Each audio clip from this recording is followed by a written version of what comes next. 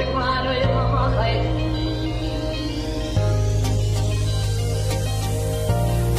ليلي والي